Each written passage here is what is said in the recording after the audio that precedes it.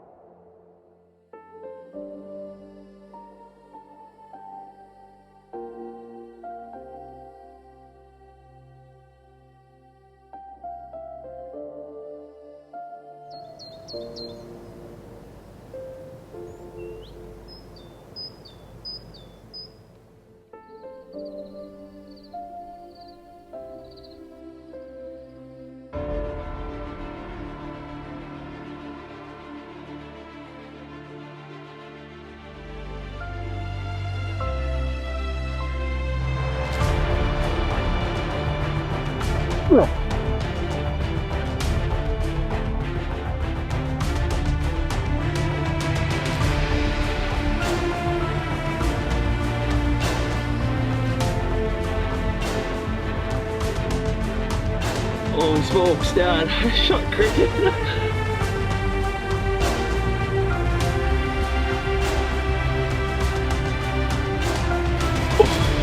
Oh, there's no better feeling than that. Oh, look at this buck. Look at this front. Look at that. We just got it done with a pole.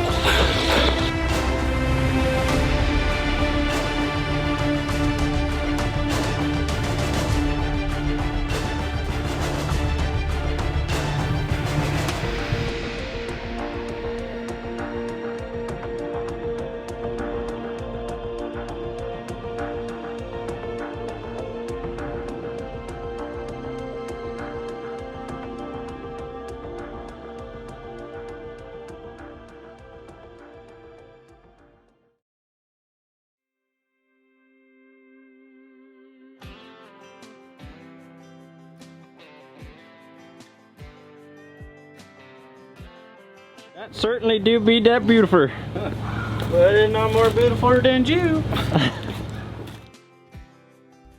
If you were to ask me which hunt I look forward to the most, I would have to tell you that hunting mule deer in southern Saskatchewan with my brother Brett would be at the top of that list.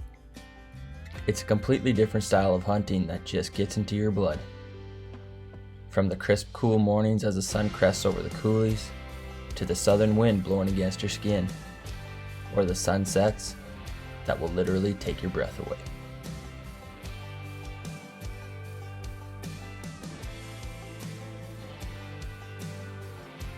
We're back in the same spot, hunting with my brother Brett. This is a hunt that I look forward to every year, and it's going to become more of a tradition, I think, now. We're going to try to do her as much as possible. Got some bucks spotted. Well, Brett has got some bucks spotted already, so when we wake up in the morning, we're going to be on the mule deer. Just Relentless is brought to you by Reconico Outdoors, 54 North Power Sports, Dry Shod Footwear, Beaver Buzz Energy, Wild Side Outdoors, and Brass Coffee Company.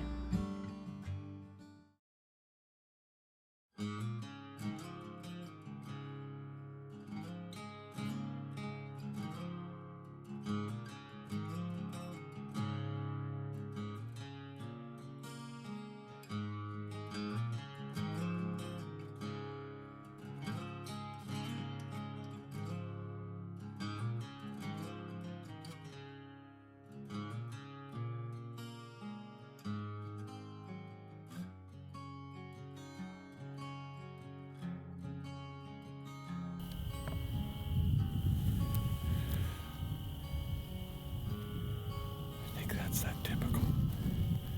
Yeah, I think so. I'm shaking too much. I drank too much coffee.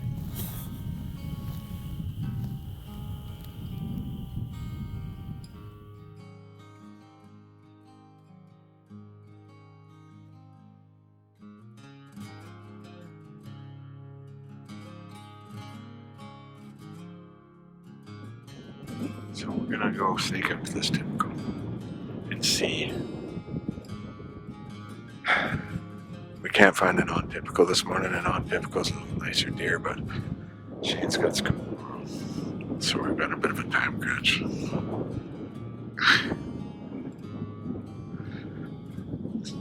Father's love right here.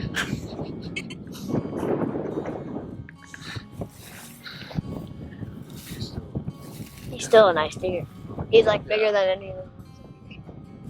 Bigger than anyone's in your life, so yeah. You know, he can go on the wall. He's nice enough to go on the wall, but Like a full mount wall. yeah, but he's just not the typical. So. But nothing saying we'll get him. So let's try. We'll try.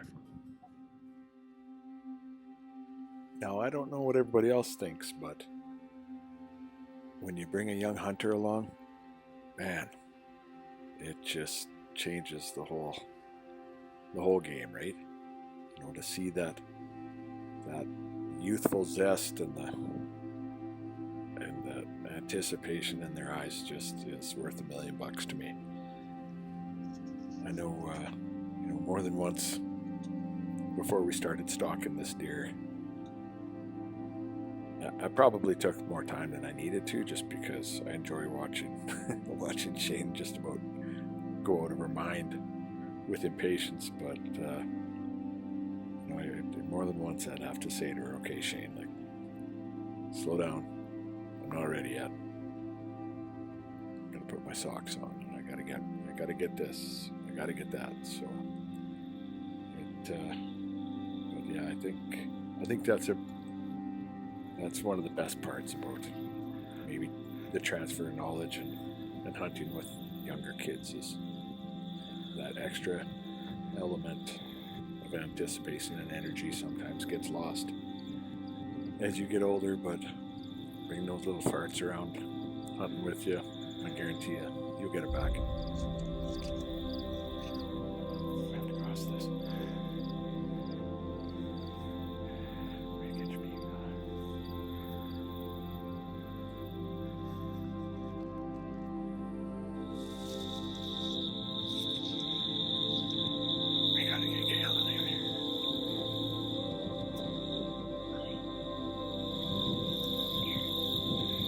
Thanks, Galen. Tell him to come around the other side.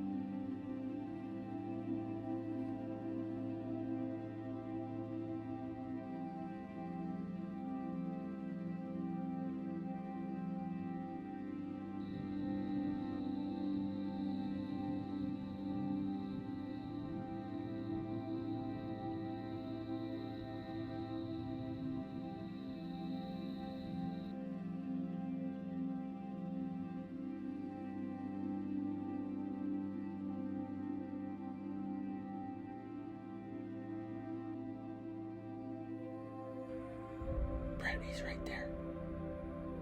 He's behind us.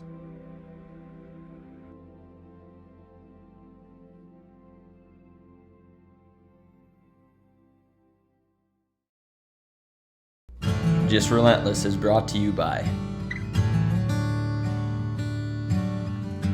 Reconico Outdoors, 54 North Power Sports, Dry Shod Footwear, Beaver Buzz Energy, Wild Side Outdoors, and Brass Coffee Company.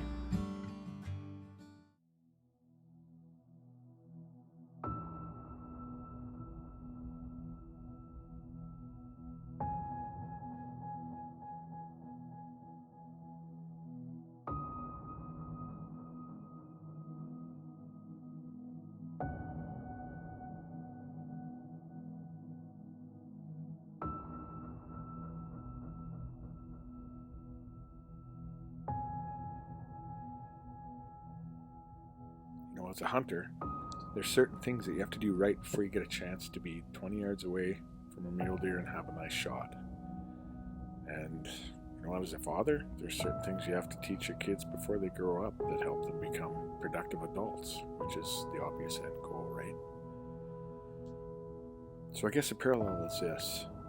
In both stalking and raising kids, we as humans tend to want to rush things. You want to check all the boxes and get it done quick, right? But the problem here is that, whether you're raising kids or whether you're stalking mule deer, if you put too much pressure on and rush, you might not end up with the result that you wanted. But if you take your time, watch for some subtle signs, and try and stop every once in a while and enjoy the moment,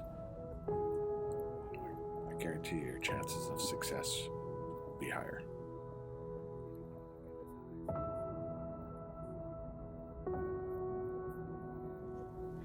Hey Shane, is your heart racing? Oh God, yeah, mine is. This is awesome. Okay, so the biggest thing when you're this close to them is you want to make sure that you don't ever really look at their heads, because if their eyes can see you and you can see their heads, then you're buggered. The biggest thing here is that from now on you just want to watch the top 2 or 3 inches of their horns, okay? So stay below the ground line and don't ever look at that deer's head anymore. And then just stay low and look at the tips of those horns. And that'll tell you everything that deer's doing. Okay?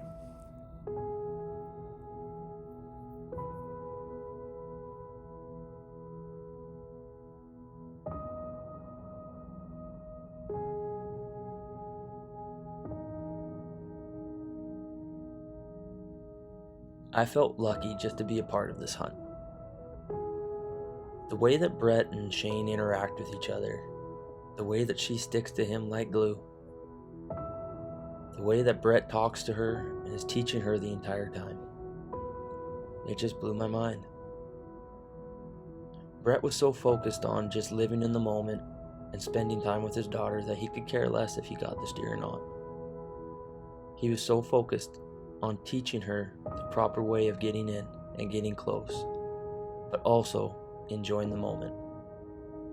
That right there is a father's love.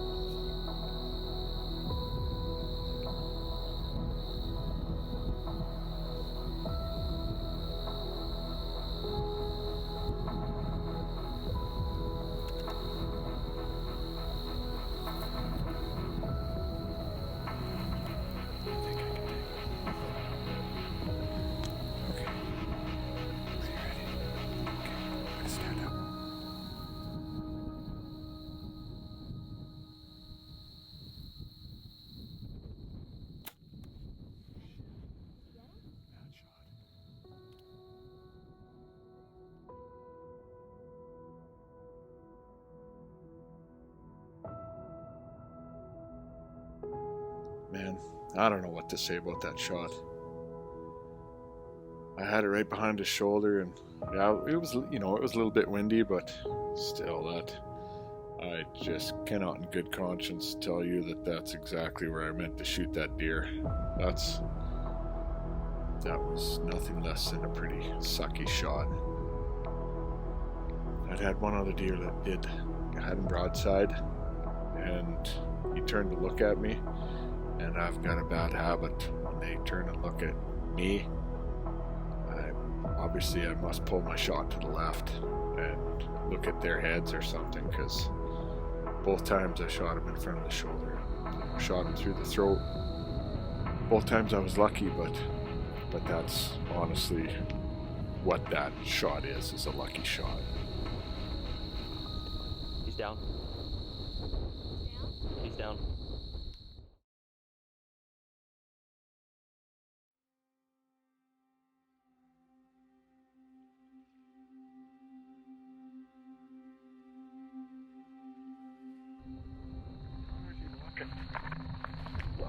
He's looking that way. Still up? No, he's down. Are you sure? I watched him go down. Or did he just go down the hill? No, he went to that side hill and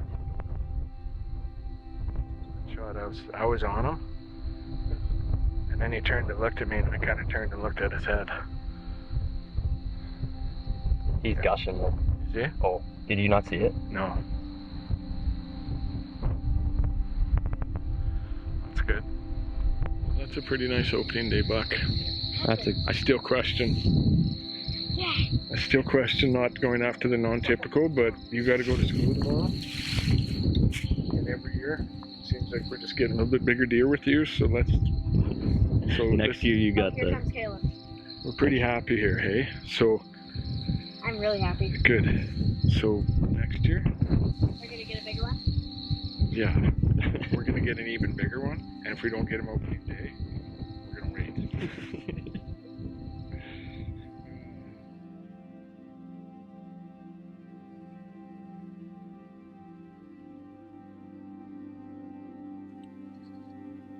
I think as a parent, it's incumbent on us to teach our kids the basic skills inherent to living with our fellow humans. Things like manners, respect, looking a person in the eye, and value of a handshake, and that value of a handshake deal. And a sense of purpose that comes with pursuing your passions. They need to know the value of a dream and the reality of all the hard work required to achieve it. It's also our job to teach them the things that they need to know so that they can grow up to be independent and live on their own. Basically, we need to get them to the point where they don't need us anymore. This doesn't come without its own paradoxical problems, because as we watch our children grow and learn, we also know our value and knowledge base to transfer grows less and less with each teaching. So as I tie the tag onto my buck and I try not to notice how much better Shane's got since last year, and that she's added actually a couple of her own techniques that are better than mine. Well, you did good. Did you learn anything about how to watch the tips and not the head? Yeah. It really works. Yeah. Are you happy? Yes. Okay, good. He's a nice buck. This is He to walk past this buck with an archery tag, it takes a lot, but That'll be a pretty tough one to walk away from. But it, especially when we're so posted around here. And there's a lot of people going after that. We just didn't see that buck at all, and nobody's seen him yesterday. Which is, he'll show up. It's a long season. Somebody's gonna get him. It's just not gonna be me. Am I? I try and silence that voice that echoes what I had said to her earlier when we started this talk. I just try and stay in the moment of listening to the crickets, listening to the wind, and enjoying this special moment that we both have learned to cherish.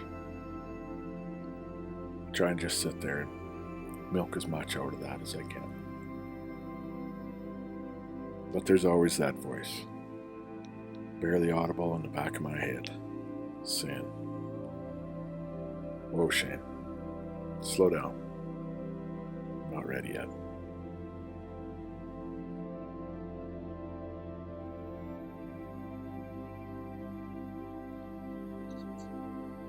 If you ask me why I love mule deer hunting so much, which part of it, I don't know if I'd be able to single any particular part out, to be honest. It's right from the beautiful sunrises in the morning to, watching those silver-haired beauties just lay on the side of the hill, soaking up the first rays of the morning sun. It's it's a thermos and a cup of hot coffee, a spotting glass, stalking, and the adrenaline rush of getting so close to such an awesome animal, and then hearing your bowstring hit the stopper as you let your arrow fly. it's all of it. All of it's just amazing. Trying to figure those suckers out, trying to, get inside their wheelhouse it's pretty awesome. There's a few rules that you can, you kind of start to hunt by. That's, everybody's got their own, but yeah, it's a pretty awesome experience. When I go to bed at night, I think about all the hunts that I've done, and I think about all the different mule deer that I've had the opportunity to bow hunt, and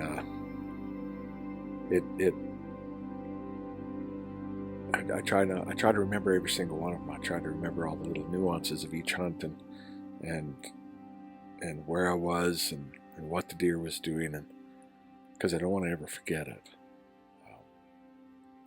And I tell you what a wonderful way to go to sleep.